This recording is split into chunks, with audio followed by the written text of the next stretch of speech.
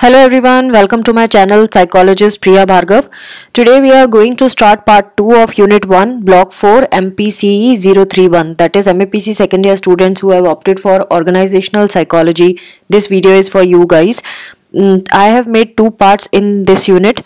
Part 1 is already posted. This is part 2 and you will get their link in the description section. So kindly check the description section. So today's topic is about social learning theory. Social learning theory क्या कहती है? Social learning theory कहती है कि लोग ना दूसरों के experiences से भी सीखते हैं, अपने experiences से भी सीखते हैं, observe करके भी सीखते हैं. So ये just वो देख के समझ जाते हैं कि क्या इसके कॉन्सिक्वेंसेज होते हैं, किस बिहेवियर के क्या कॉन्सिक्वेंसेज होते हैं. तो जनरल प्रिंसिपल जो सोशल लर्निंग थ्योरी का है वो यहाँ पे लिस्टेड है.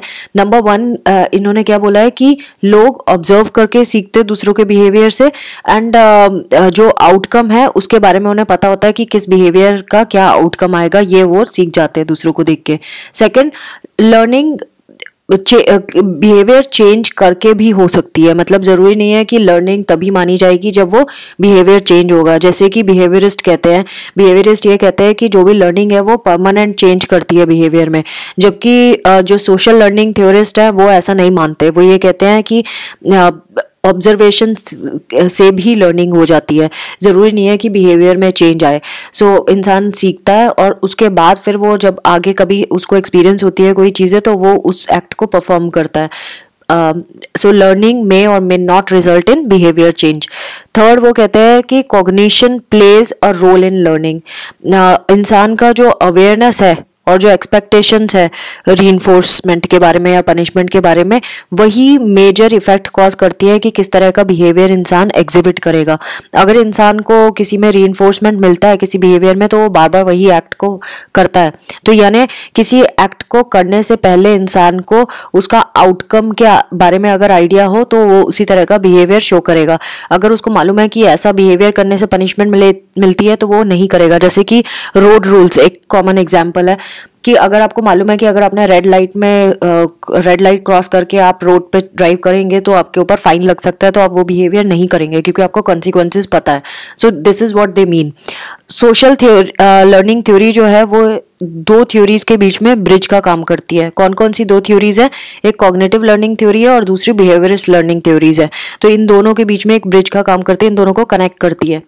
नाउ मॉडलिंग के बारे में बहुत कुछ यहाँ बताया गया है. मॉडलिंग भी एक मेथड है सोशल लर्निंग का. हम दूसरों को देखकर सीखते हैं. हमारा जो एनवायरनमेंट में रीइंफोर्समेंट और पनिशमेंट जो होती है वो हम मॉडल के थ्रू भी देख सकते हैं. मॉडल के थ्रू मतलब कोई कर रहा है और उसने वो काम किया तो उसका आउटकम क्या निकला, उसको देखकर हम सीख जाते हैं कि हमें क्या करना है, हमें ये काम करना है कि नहीं करना है ना. हमें उसको करके नहीं सीखने की जरूरत, हमें देख के भी हम समझ जाते हैं कि क्या होगा. सो अगर किसी बिहेवियर से इंसान रीइंफोर्स हो रहा है तो हम भी उसकी कॉपी करना चाहते हैं, हम भी वैसे ही करना चाहते हैं. कि ये कुछ वेज है जिससे हम मॉडलिंग करते हैं. जैसे observer is reinforced by the model. जो ऑब्जर्वर होता है वो मॉडल से रीइंफोर्स होता है. जैसे कि जो स्टूडेंट है जो उसको मालूम है कि अगर वो एक ग्रुप का पार्ट बनना चाहता है और वो ग्रुप उसको तभी एक्सेप्ट करेगा जब वो ड्रेस उनके जैसे ड्रेसिंग सेंस में आएगा. तो अब वो अपनी ड्रेसिंग सेंस पे काम करेगा. वो ड्रेस इसीलिए चेंज करेगा, स्टाइल ऑफ ड्रेसिंग इसीलिए चेंज करेगा क्योंकि वो उस ग्रुप का पार्ट होना चाहता है. तो वो जो मॉडल है ना वो खुद रीइंफोर्सर की तरह काम कर रहा है. जो ग्रुप है वो खुद ही रीइंफोर्सर की तरह काम कर रहा है. सो ये इसका एक एग्जाम्पल है कि observer is reinforced by the model. जो ग्रुप है वो मॉडल है. तो ग्रुप में क्योंकि वो उसमें एक्सेप्ट होना चाहता है इसीलिए उसी की तरह कर रहा है काम वो. Now observer is reinforced by a third person. ऐसा भी हो सकता है कि कोई थर्ड पर्सन है जो रीइंफोर्स करता है. रीइंफोर्स मतलब रिवार्ड देता है और डिजायरेबल रिवार्ड देता है. जैसे कि सपोज कोई क्लास में बच्चा अच्छा परफॉर्म करता है तो टीचर उसको प्रेज कर रही है. अब teacher is a third person. अब वो बच्चा है वो भी वैसा ही परफॉर्म करेगा जैसा दूसरा कर रहा है या कोशिश करेगा वैसा परफॉर्म करने का क्योंकि उसको मालूम है कि उसको इस पर्टिकुलर बिहेवियर के लिए अप्रिसिएशन मिला है एंड अप्रिसिएशन तो मुझे भी चाहिए. यानी अप्रिसिएशन इज द रीइंफोर्समेंट. अब वो भी वैसा ही सेम बिहेवियर शो करेगा और टीचर उसको अप्रिशिएट करेगी. मिल गया रीइंफोर्समेंट. तो यानी ये एक तरह का एग्जाम्पल है. Then imitated behavior itself leads to reinforcing consequences. अगर आपने किसी की कॉपी की तो भी आपको reinforcement मिलती है। जैसे कि एक स्टूडेंट का एग्जांपल दिया है मल्टीमीडिया क्लास का, कि वो एक्स्ट्रा वर्क, अगर बच्चा एक्स्ट्रा वर्क मिलने पर वो उसको फन की तरह ले रहा है तो दूसरा भी उसी की कॉपी करेगा, कि उसको लगेगा कि अच्छा ये एंजॉय कर सकता है तो मैं भी तो एंजॉय कर सकता हूँ ये काम, तो वो और करेगा उसको।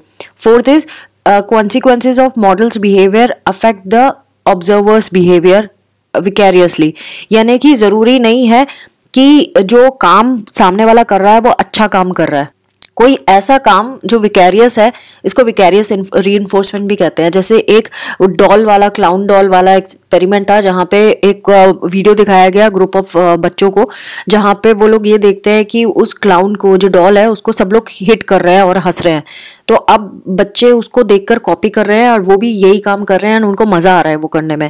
इसको बोलते हैं विकैरियस रीइंफोर्समेंट, यानी बस मजे के लिए कर रहे हैं, उनको पता है कि वो चीज़ गलत है, नहीं है ठीक, तो भी वो कर रहे हैं क्योंकि उनको मजा आ रहा है और उन्होंने देखा कि बाकी लोग भी एंजॉय करते हैं। Now next topic is contemporary social learning perspective of reinforcement and punishment.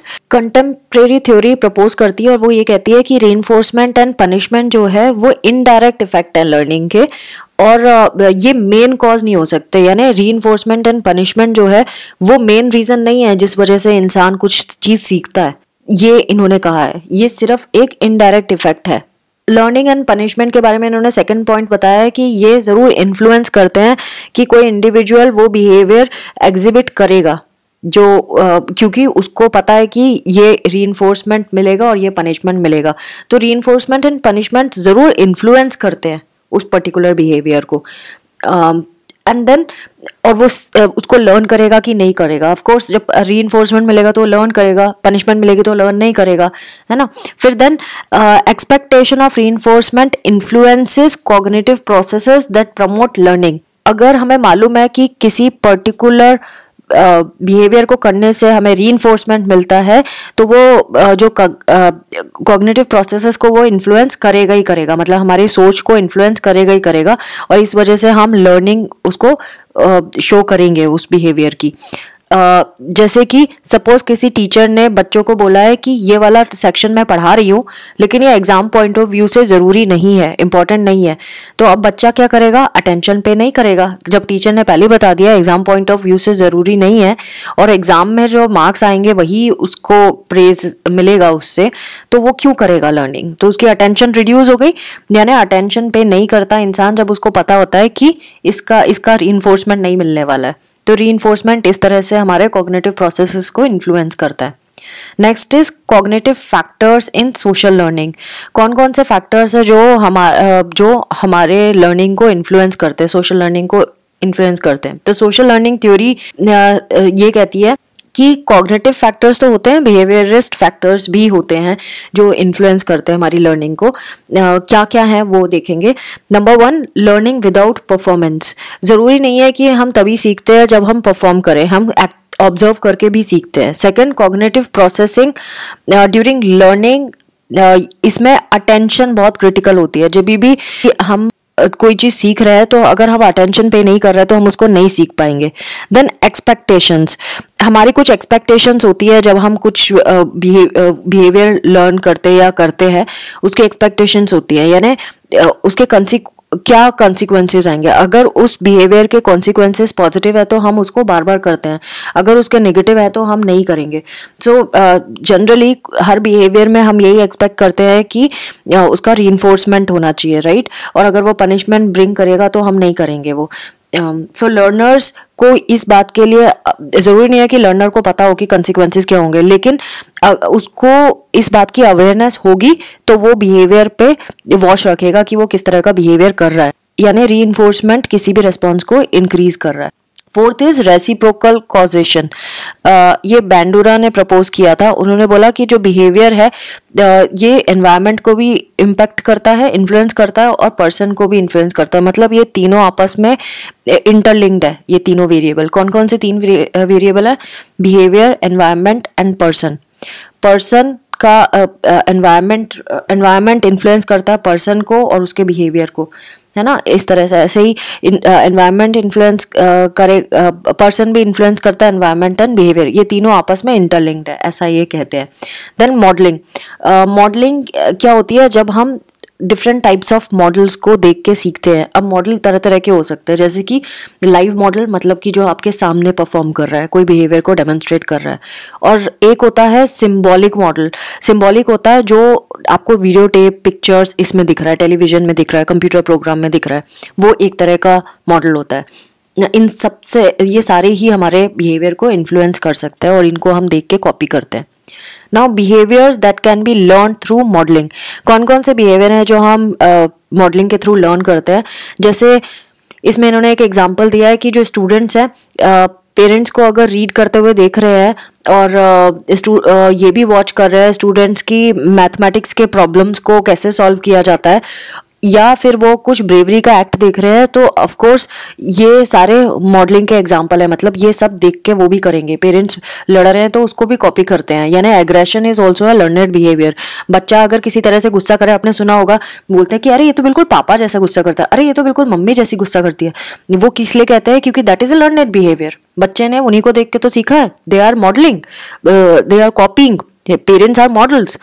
सो ये मॉरल थिंकिंग, मॉरल बिहेवियर, ये सारे ऑब्जर्वेशन एंड मॉडलिंग वाले चीज़ें हैं, ये हमारे बिहेवियर को इन्फ्लुएंस करती हैं चीज़ें। तो इसीलिए मॉरल सब्जेक्ट वाला एक सब्जेक्ट होता है। अब हम conditions necessary for effective modelling क्या क्या है वो हम देखेंगे।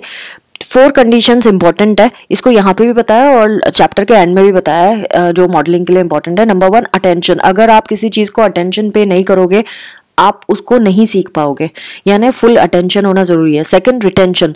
आप किसी चीज को बार बार प्रैक्टिस नहीं करोगे, यानी कि टेक्निक ऑफ रिहर्सल अगर नहीं अपनाओगे तो आप उस बिहेवियर को भूल जाओगे, यानी अटेंशन तब आप सीखने के लिए दे रहे हो, रिटेंशन आप उसको रिटेन करने के लिए दे रहे हो, आपके अंदर वो चीज आ जाए, तो इसीलिए आपको बार बार उसको करना पड़ेगा, रिपीट करना पड़ेगा। एंड मोटर रिप्रोडक्शन, मतलब कि आप अब बॉडीली मूवमेंट करके उसको कर रहे हो, कॉम्प्लेक्स बिहेवियर को भी आप करने की कोशिश कर रहे हो, तो वो जो बिहेवियर आपने देखा उसको एग्जैक्टली वैसे ही करना इज रिप्रोडक्शन।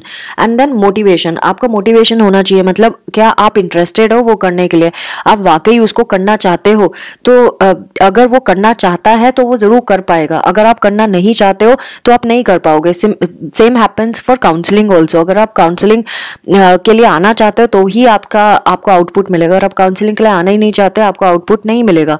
आपको कोई, अगर आप ट्रस्ट नहीं करते काउंसलिंग में, तो आपकी काउंसलिंग नहीं की जा सकती। सेम इज विद किसी भी चीज़ के लिए। अगर आप डांस सीखना चाहते हो तभी आप सीख पाओगे, तो पहले आप डांस को ऑब्जर्व करोगे, है ना, अटेंशन पे करोगे, फिर रिटेंशन मतलब उसके मूवमेंट को दिमाग में रखोगे, एंड देन रिप्रोडक्शन आप खुद करके देखोगे, एंड मोटिवेशन मतलब वो आपको कंटिन्यू करवाएगा क्योंकि आप करना चाहते हो। सो सारे इंडिविजुअल्स में ये अगेन इसकी परसेंटेज अलग अलग होती है। लोग कितना अटेंशन पे कर पाते हैं, लोग कितना रिटेंशन कर पाते हैं, कितना रिप्रोडक्शन और कितना मोटिवेशन होता है, इनका कंटेंट अलग अलग होता है, इसीलिए उनकी परफॉर्मेंस भी अलग अलग तरीके से आएगी। उनके बिहेवियर में भी आपको डिफरेंट दिखाई देगा, डिफरेंस नजर आएगा। Effects of modelling on behaviour. हमारे बिहेवियर में किस तरह से मॉडलिंग का असर पड़ता है। नंबर 1, ये हमें न्यू बिहेवियर सिखाती है मॉडलिंग। किसी भी लर्नड बिहेवियर की फ्रीक्वेंसी को भी इन्फ्लुएंस करती है। लर्न बिहेवियर को, लर्न बिहेवियर मतलब जो पहले से हमारे पास बिहेवियर है उसको भी इन्फ्लुएंस करती है कि आप वो जो पहले से आपको बिहेवियर पता है आप उसको करोगे कि नहीं करोगे। अगर वो वैसा है जो मॉडलिंग से रिलेटेड है तो आप बार बार करोगे, अगर मॉडलिंग के उल्टा है तो आप नहीं करोगे। Next is encourages previously forbidden behaviours. जो पहले रोके हुए बिहेवियर्स थे उसको भी मॉडलिंग एनकरेज कर देता है। Next is increases the frequency of similar behaviour. उसी से मिलते जुलते कोई बिहेवियर होंगे तो उसको भी ये इंक्रीज कर देता है modelling. And then self efficacy. आपको खुद पे भरोसा होने लगता है, आप जानते हो कि आप वो काम अच्छे से कर पाओगे। एंड दैट मीन्स जिस बिहेवियर के बारे में आपको पता है कि आप ये बहुत अच्छे से कर लेते हो, आप उसको बार बार ये अटेम्प्ट करते हो, और that is called high self efficacy. Now self efficacy affects behaviour. इसके बारे में हम समझेंगे कैसे खुद पे भरोसा रखना हमारे बिहेवियर पे अफेक्ट करता है। पहला, जॉय ऑफ एक्टिविटीज। टिपिकली जब आप कोई एक्टिविटी को चूज करते हो करने के लिए, आप आप सक्सेसफुल होते हो तो वो आपको जॉय की फीलिंग देता है ना। कोई एक्टिविटी में जिसमें आप सक्सेसफुल हुए उसको करने में आप खुशी फील करते हो और इसीलिए आपकी सेल्फ एफिकेसी बढ़ जाती है उस बिहेवियर से। देन एफर्ट एंड परसिस्टेंस, आप उसी एक्टिविटी को बार बार करते हो और परसिस्टेंटली करते रहते हो जिसका आपको पता है कि आप इसमें सक्सेसफुल हो जाओगे, आपने पहले अचीव किया और आप आगे भी अचीव कर पाओगे। Third is learning and achievement. हमेशा जिसमें हाई एफिकेसी होती है वो ज़्यादा अच्छा परफॉर्म करते हैं और अचीव भी करके बताते हैं क्योंकि उनको पता है कि हम कर पाएंगे।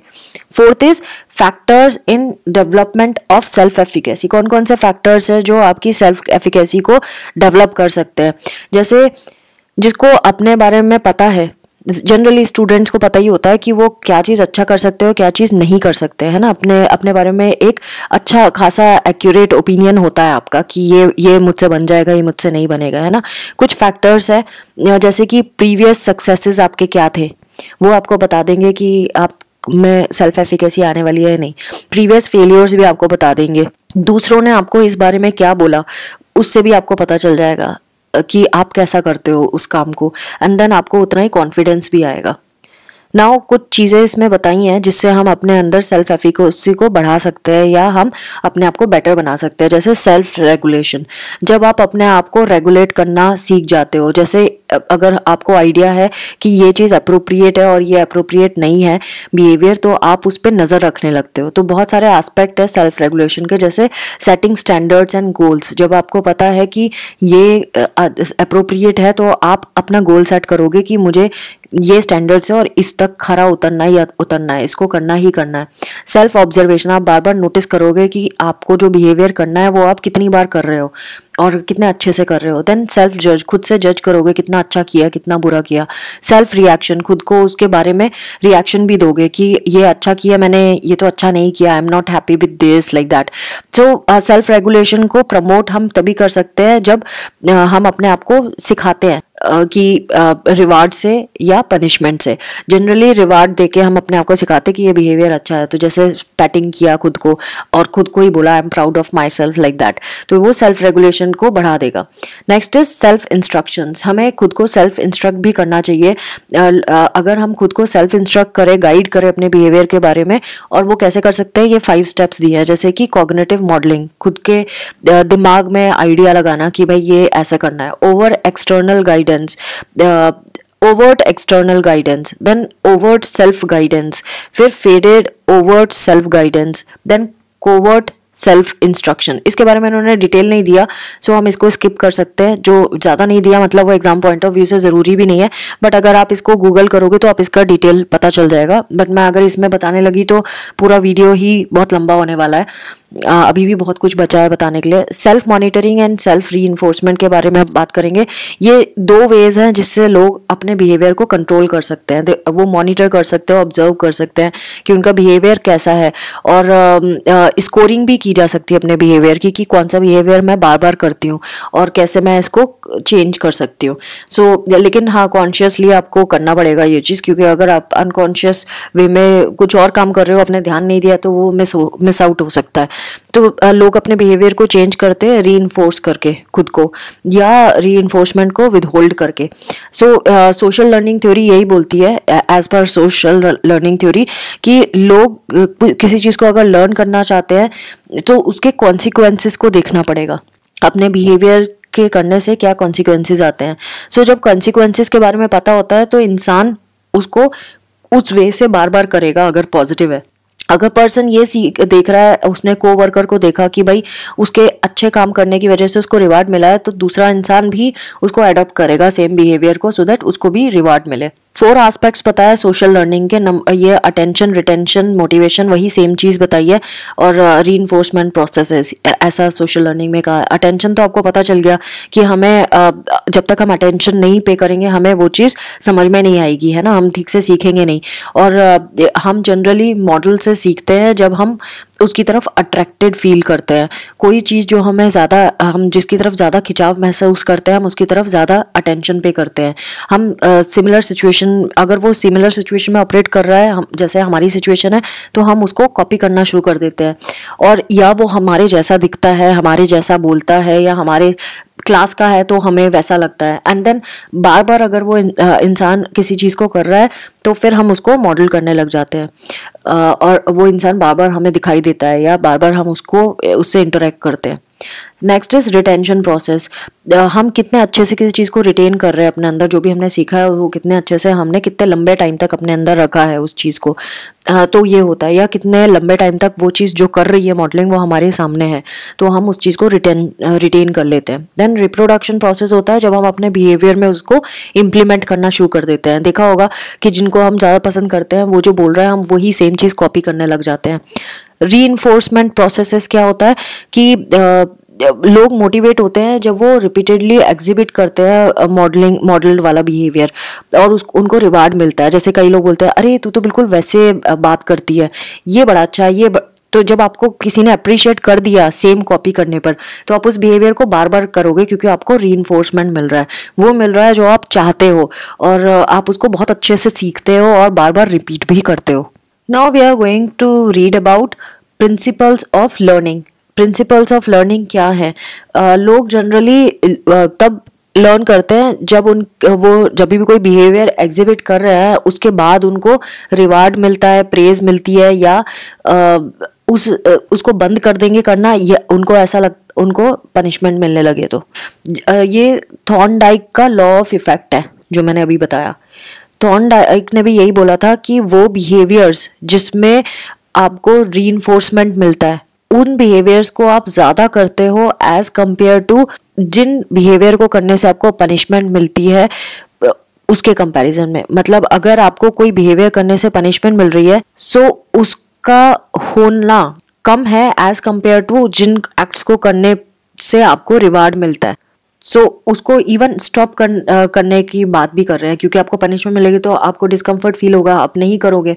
वो जो बिहेवियर है यानी कि लोग पनिशमेंट पसंद नहीं करते। आपको अगर ऐसा लगता है कि पनिशमेंट देने से वो बिहेवियर जल्दी खत्म हो जाएगा तो ऐसा नहीं है, लेकिन रिवार्ड देने से आप उस बिहेवियर को चेंज जरूर कर सकते हो, ऐसा उनका कहना है। ये था लॉ ऑफ इफेक्ट। कुछ एक्सेप्शंस लेकिन इसमें है, जैसे इन्होंने बताया कि पर्सन का जो कॉग्निटिव रैशनलाइजेशन है वो न्यूट्रलाइज भी होता है, इस लॉ को न्यूट्रलाइज भी कर देता है। कैसे?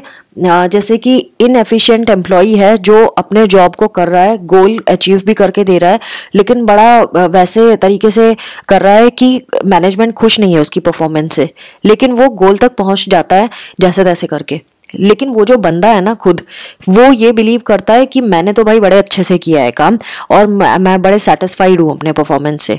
जब वो अपने परफॉर्मेंस से सेटिस्फाइड है और मैनेजमेंट खुश नहीं भी है तो भी वो है ना मैनेजमेंट के किसी भी कमेंट को सीरियसली नहीं लेगा, क्योंकि उसको वो ये बिलीव करके चल रहा है कि वो तो सबसे बेस्ट ही कर रहा है, उसको कोई इम्प्रूवमेंट की जरूरत है ही नहीं। तो इस केस में लॉ ऑफ इफेक्ट काम नहीं करेगा, क्योंककि इसमें तो रिवार्ड ने काम ही नहीं किया उसके लिए। ऐसे इसकी लिमिटेशन है। नाउ हम कभी कभी ना बिहेवियर्स को शेप भी कर सकते हैं। अब शेपिंग का क्या मतलब होता है वो हम समझेंगे। शेपिंग का मतलब होता है जब हम उस बिहेवियर को मोल्ड करने की कोशिश करते हैं, और इसको 3 टाइप से कर सकते हैं, रीइंफोर्समेंट, पनिशमेंट एंड एक्सटिंक्शन से। रीइंफोर्समेंट का मतलब क्या होता है? जब आप किसी बिहेवियर की स्ट्रेंथ को बढ़ाना चाहते हो, आप ये चाहते हो कि ये बिहेवियर बार बार हो, तो आप उसको रीइंफोर्स करते हो। उस बिहेवियर को स्ट्रेंथन करने के लिए आप रीइंफोर्समेंट बढ़ाते जाते हो। अच्छा, एक और टर्म आता है रिवार्ड। अभी तक आपको शायद ये भी डाउट होगा कि रिवार्ड और रीइंफोर्समेंट दोनों एक चीज है। ऐसा नहीं है, दोनों अलग अलग है। रिवार्ड होता है कि जो पर्सन उसको अप्रिशिएट कर रहा है उसने अपने हिसाब से उसको कुछ बोल दिया या कर दिया या दे दिया, मतलब वो चॉइस थी थर्ड पर्सन की कि आपके बिहेवियर पे उस थर्ड पर्सन ने आपको क्या दिया। अब ये तो हो सकता है उसने जो आपको दिया वो आपको चाहिए ही नहीं है, दैट इज रिवार्ड। रीइंफोर्समेंट होता है जो आपको चाहिए वो आपको मिले, दैट इज रीइंफोर्समेंट। अगेन जरूरी नहीं है कि रिवार्ड से आपका जो बिहेवियर है वो स्ट्रेंथन होगा, लेकिन रीइंफोर्समेंट से सर्टेनली आपका जो है बिहेवियर वो रीइंफोर्स होगा। जैसे कि इन्होंने यहाँ पे एक एग्जांपल देके बताया है कि मैनेजर ने ना किसी बंदे को इसलिए अप्रिशिएट किया क्योंकि उसने फैक्ट्री में जो प्रोडक्ट बने थे उसमें फॉल्ट निकाल दिया, और किसने फॉल्ट किया उसके बारे में भी बता दिया। अब मैनेजर ने पब्लिकली ये तो बताया कि तुमने हाँ बहुत अच्छा किया, तुमने हमें बता दिया है इस प्रोडक्ट में ये फॉल्ट आया था, और मैनेजर को तो पता है किसने ये प्रोडक्ट बनाया था। तो वो बंदा जिसने बनाया था वो तो इस बंदे का कोलीग है ना, जिसने मैनेजर को जाके बताया कि प्रोडक्ट में फॉल्ट है। अब वो जो कोलीग है वो इससे तो नाराज हो जाएगा, अब इसके टर्म्स खराब हो गए। तो बेसिकली उसको रिवार्ड तो मिला मैनेजर से, ये मैनेजर ने रिवार्ड दिया, अच्छा किया है ना, प्रेज देके, लेकिन इसको तो ये वाला रिवार्ड नहीं चाहिए क्योंकि इसके तो टर्म्स खराब हो गए ना कोलीग से। अब आगे जब जरूरत पड़ेगी वो कोलीग उसका हेल्प ही नहीं करेगा। So that is how it is. तो जरूरी नहीं है कि रिवार्ड वो चीज है जो आपके बिहेवियर को एनहांस करेगा। Now let us study about ये रीइंफोर्समेंट्स। और रीइंफोर्समेंट्स कई तरह के होते हैं, positive reinforcement, negative reinforcement. Positive reinforcement का क्या मतलब होता है, जैसे आप किसी बिहेवियर को आपको स्ट्रेंथन करना है, इंक्रीज करना है, तो आपने डिजायरेबल कॉन्सिक्वेंसेज दे दिए, उसको रिवार्ड कर दिया, उसके मन की चीज उसको दे दी। तो ये हाई प्रोडक्टिविटी है, पॉजिटिव रीइंफोर्समेंट मिल गया, बोनस मिल गया, बोनस चाहिए था उसको, मिल गया, ये हो गया। नेगेटिव रीइंफोर्समेंट होता है जब आप वो चीज़ विड्रॉ कर लेते हो, आप उसको, आप नहीं चाहते कि ये जो बिहेवियर है उसको आप स्ट्रेंथन कर रहे हो, लेकिन स्ट्रेंथन कैसे कर रहे हो, जब आप विड्रॉ कर रहे हो अनप्लीसेंट कंसिक्वेंसेस, या रिमूव कर रहे हो अनप्लीसेंट कंसिक्वेंसेस, तो ये नेगेटिव रीइंफोर्समेंट होता है। आपने क्या किया, रीइंफोर्समेंट, उसके मन की चीज़ दी नहीं, लेकिन जो उसको खराब लगती है उसको आपने हटा लिया, ये होता है नेगेटिव रीइंफोर्समेंट। ये आपको ध्यान रखना है। इसमें भी एग्जांपल दिया है इन्होंने ईमेल चेक करने का, वो सब वो आप देख लेना। नाउ शेड्यूल्स ऑफ रीइंफोर्समेंट, ये शेड्यूल भी होते हैं रीइंफोर्समेंट के, एक होता है कंटिन्यूस, एक होता है इंटरमिटेंट। एंड इंटरमिटेंट में भी दो तरह के होते हैं, एक होता है रेशो शेड्यूल और दूसरा होता है इंटरवल शेड्यूल। सो इन चारों को हम समझेंगे।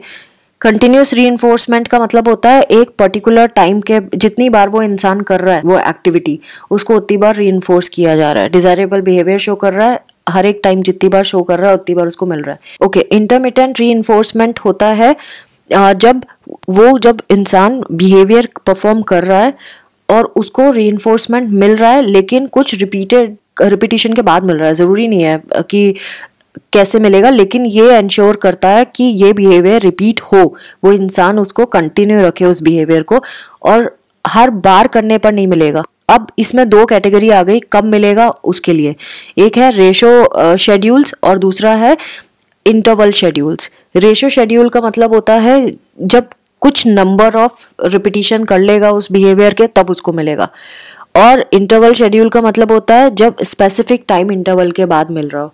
Next is punishment. Punishment again unpleasant जो कंसिक्वेंस होता है वो उसको हम पनिशमेंट कहते हैं, किसी पर्टिकुलर बिहेवियर के बदले जो दिया जाता है। अगेन कोई भी नहीं चाहता कि पनिशमेंट मिले, ये पनिशमेंट सबसे वर्स्ट चीज़ समझी जाती है। सो जब हम एम्प्लॉय को जैसे सस्पेंशन में डाल दें, ये एक तरह की पनिशमेंट है ना। सो ये नेगेटिव रीइंफोर्समेंट एंड पनिशमेंट दोनों अलग अलग चीज़ें होती हैं, दोनों सेम नहीं है, इसीलिए इसको थोड़ा सा ध्यान से करना है। नेगेटिव जो रीइंफोर्समेंट होता है वो स्ट्रेंथन करता है किसी पर्टिकुलर बिहेवियर को, क्योंकि आपने उनको जो अनप्लीसेंट चीज़ लगती है उसको हटाया है, और पनिशमेंट में आपने अनप्लीसेंट चीज़ को दिया है, और वो पनिशमेंट आप इसलिए कर रहे हो क्योंकि आप नहीं चाहते कि वो बिहेवियर हो।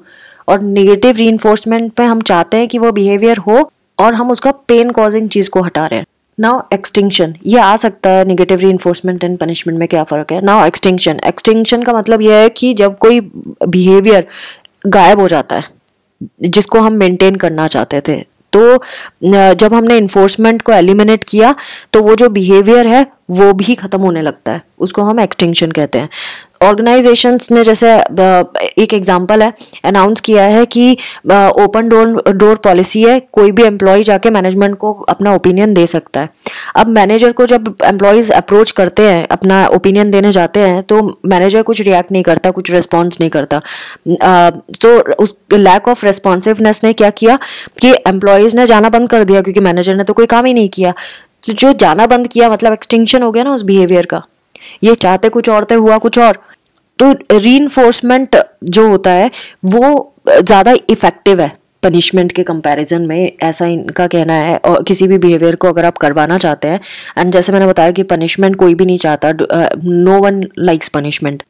सो अगर आप पनिशमेंट को ज़्यादा एक्सेसिवली यूज़ करोगे तो क्या होगा, रिबेलियसनेस आप देखने के लिए मिलेगी आपको, लोग रिबेल हो जाएंगे एंड देन अनडिज़ायरेबल कंसिक्वेंसेस भी आ सकते हैं जो हमें नहीं चाहिए।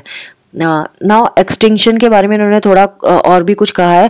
किसी बिहेवियर को इरेडिकेट करने के लिए भी हम एक्सटिंक्शन को यूज़ करते हैं। एक्सटिंक्शन जो है ये वो बिहेवियर है जहाँ पे इसीलिए वो आ गया क्योंकि हमने उसको उस बिहेवियर को मेंटेन नहीं किया। कोई बिहेवियर का गायब हो जाना इज एन एक्सटिंक्शन। सो अगर आपने स्टिमुलस जो है उसको अप्लाई नहीं किया तो उसका रेस्पॉन्स नहीं आएगा और ये लॉन्ग टाइम तक अगर ऐसा ही हुआ कि आपने स्टिमुलस नहीं दिया, रेस्पॉन्स नहीं आया, तो ऑटोमेटिकली इंसान भूल जाएगा कि उसकी कंडीशनिंग खत्म हो जाएगी। सो यानी कि अगर हमें किसी बिहेवियर को कंटिन्यू करना है तो हमें कंडीशन करते रहना पड़ेगा, उसको अब स्टिमुलस देते रहना पड़ेगा फ्रीक्वेंटली। रिहर्सल नहीं होगी तो वो चली जाएगी। Now predictability of stimulus. अब इसमें हम क्या कर रहे हैं, हम जो स्टिमुलस है वो कुछ इंटरवल के एक रेगुलर इंटरवल पे नहीं दे रहे, कभी भी दे रहे हैं कभी भी हटा रहे हैं। उससे क्या हो रहा है, इंसान भूल नहीं पा रहा कि स्टिमुलस का कंसीक्वेंस, क्योंकि अब उसको नहीं पता, वो एक बिहेवियर कर रहा है, थोड़ी स्टिमुलस हटा दिया गया, अब वो बिहेवियर कर रहा है क्योंकि उसको पता नहीं है अब नेक्स्ट टाइम कब स्टिमुलस आएगा और बीच में हमने अचानक से फिर स्टिमुलस दे दिया।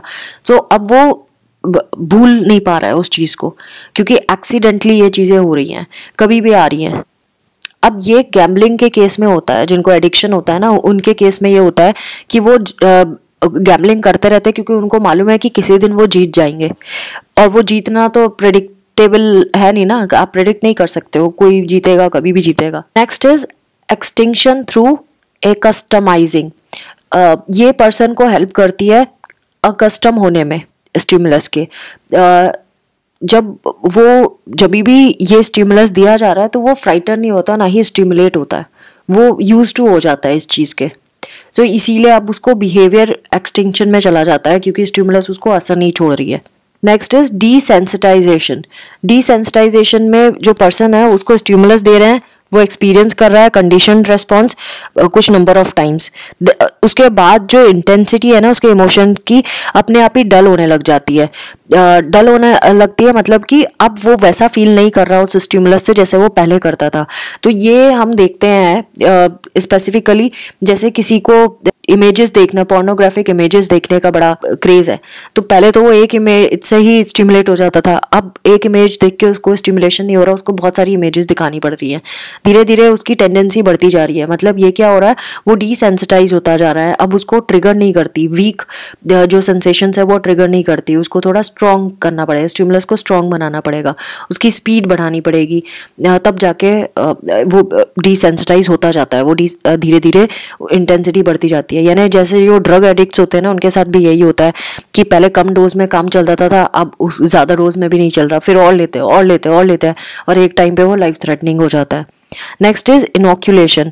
इनोक्यूलेशन वैसे ही है जैसे हमें इम्यूनाइजेशन करते हैं, लो डोज में कोई चीज़ दिखाई जाती है, उसके बाद वो जब आप एक्चुअली उस चीज़ को फेस करते हो रियल लाइफ में तो आप उसको फेस कर पाते हो, आप उस डिसीज से लड़ पाते हो। सेम हियर कि किसी इंसान को कुछ एक्सपीरियंस कराया जाता है एंड देन वो अब उसको आइडिया लग गया है कि भाई ये सिचुएशन है, अब आगे जब कुछ होगा तो मुझे कैसे बिहेव करना है वो उसको समझ में आ जाता है। Then extinction through extreme experiences. जब हम किसी चीज़ का एक्सट्रीम एक्सपीरियंस करा देते हैं बहुत ज़्यादा लेवल तक तो वो ऑटोमेटिकली वो एक्सटिंक्ट हो जाती है चीज़ें, तब उसको डर नहीं लगता उस चीज़ से क्योंकि उसने एक्सट्रीम देख लिया। जैसे किसी को ऊंचाई से डर लगता है तो उसको अब हमने बंजी जंपिंग करा दिया, वो उसने एक्सट्रीम एक्सपीरियंस कर लिया, अब वो आगे ऊंचाई से नहीं डरेगा। लेकिन ये सब पे मत लागू कर देना, ये कुछ केसेस में अप्लाई होता है, पता चल रहा है अपने अपने क्लाइंट्स को उठा के वहाँ से गिरा दिया, धक्के मार दिए, ये मत कर देना। सो ये बहुत स्ट्रेंज चीज़ है लेकिन कुछ लोगों के ऊपर ये एप्लीकेबल होती है। नाउ रिवर्स से ये कभी कभी कुछ मूवीज में भी दिखाते हैं, कुछ लोग डरते हैं एंड देन उनको ट्रेनिंग प्रोसेस में ऐसा कराया जाता है, तो ये जब सोल्जर पुलिस इस तरह की ट्रेनिंग में लेके जाते हैं तो ये वाली चीज़ें होती हैं। देन रिवर्सिंग ब्रेकडाउन, इसमें इन्होंने बताया है जैसे डॉग के केस में बताया है कि उन्हें नियर डेथ एक्सपीरियंस कराया जाता है जिसकी वजह से ये लोग सब कुछ भूल जाते हैं। नेक्स्ट इज, इसके बारे में डिटेल नहीं है, मुझे भी ज़्यादा इसके बारे में पता नहीं है तो आप एक बार ही गूगल कर लेना। फ्लडिंग में क्या होता है कि इंसान को पहले पिक्चर के थ्रू, जैसे सपोज आपको फोबिया है, लिजर्ड से फोबिया है, सो अब आपको पहले पिक्चर दिखाई जाएगी उसकी, फिर आपको सिमुलेशन कराया जाएगा कंप्यूटर पे, फिर आपको रियल लाइफ में जू में ले जाकर उसको टच कराया जाएगा। ऐसे करके आपका फोबिया चला जाएगा, यानी धीरे धीरे स्टिमुलस की इंटेंसिटी बढ़ाते जाते हैं, एक्सट्रीम रेस्पॉन्सेज तक हम नोटिस करते हैं, एंड फिर अपने आप ही उससे आपका अटैचमेंट खत्म हो जाता है। देन एवर्जन थेरेपी में हम उसको पनिश करके करवाते हैं, जो ये जैसे इलेक्ट्रिक शॉक वाली टेक्निक थी, जिसमें हम ये कंडीशनिंग का एक मेथड है जहाँ पे हम बिहेवियर, जो नॉन डिजायरेबल बिहेवियर है, उसको हटाना चाहते हैं थ्रू पनिशमेंट। ये एवर्जन थेरेपी होती है। तो friends, this was all about part 2 of unit 1 block 4 MPCE 031। ये ओवरव्यू था जो मैंने आपको बताया। आप गूगल करके भी पढ़ सकते हो इसके बारे में, अगर आपको ऐसा लगता है आप इसके बारे में ज़्यादा जानना चाहते हो। बट एक बारी सेल्फ रीडिंग तो पक्का करना ही पड़ेगा। And do not forget to subscribe, like and share, and do comment और लेट मी नो आपको कैसे लगते हैं videos. And thanks for watching. Take care of yourself. Bye bye.